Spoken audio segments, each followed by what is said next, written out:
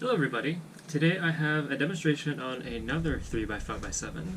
This is probably my third video on this puzzle, but recently I had a commission request for a magnetic 3x5x7, and I decided that this would be a good opportunity to try that out and see how it works.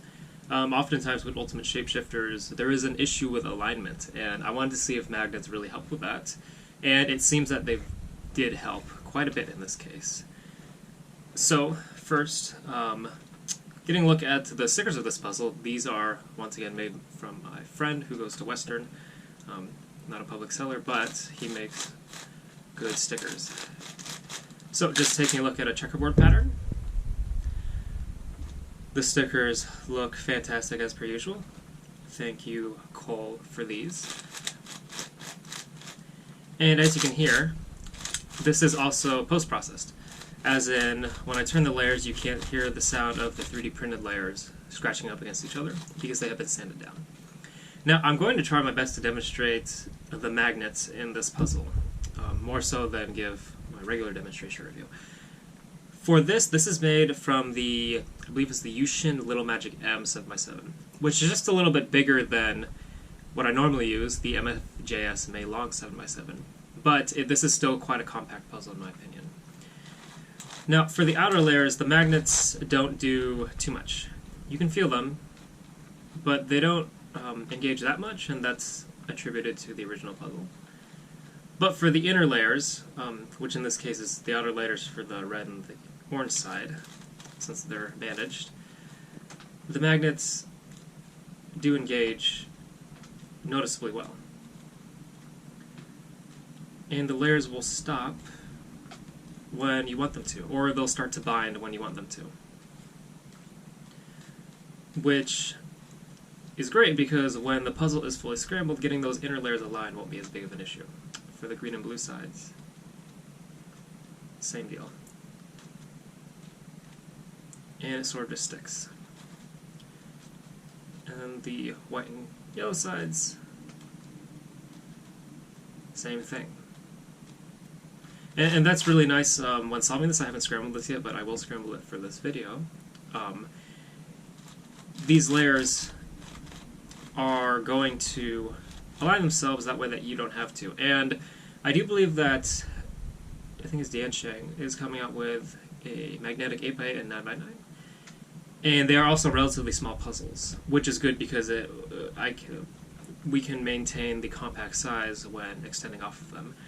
And I do look forward to making other magnetic puzzles off of those versions. Right now, there is no mass-produced magnetic 8x8, 9x9, 10x10, so forth. So we're stuck with the 7x7 and lower. But this is a really good demonstration of what a magnetic Ultimate Shapeshifter looks like. So with that, let's get more into turning. This puzzle does turn quite well. The corner cutting is pretty standard at this point. It's just like QB for all my puzzles. And then limited reverse, actually. Actually, this one cuts reverse better than other puzzles. But, you know, the main point is that when you're turning this puzzle in the middle of play, it will cut through pretty well.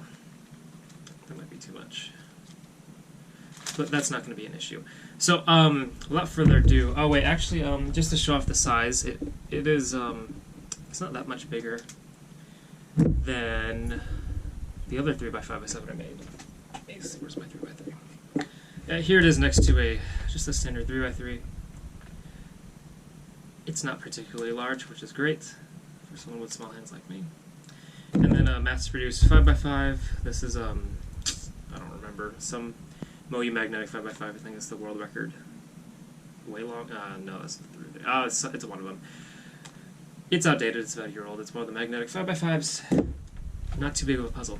But in order to demonstrate how well the magnets benefit this puzzle, let me go ahead and do a full scramble.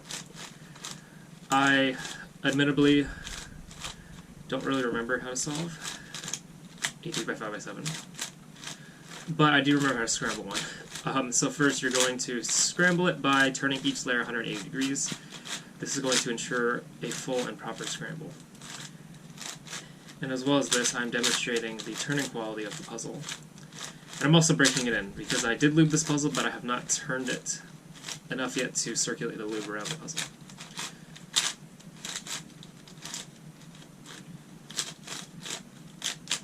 So that's probably sufficient partial scramble.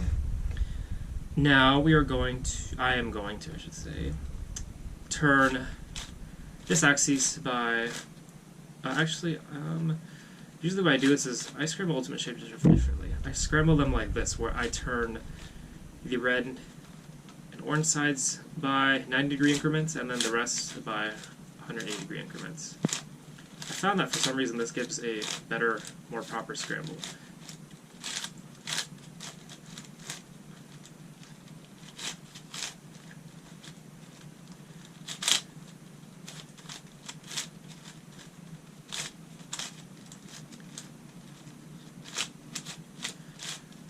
Yeah, it's not too hard to align the layers, so the magnets aren't incredibly beneficial at this point. As in, with a non-magnetic version of this puzzle, I would not be struggling at this point to find a layer alignment. But that is going to come in handy in the next step. So that is a decent partial scramble there. So now I'm going to go ahead and turn every layer by an unrestricted 90 degrees.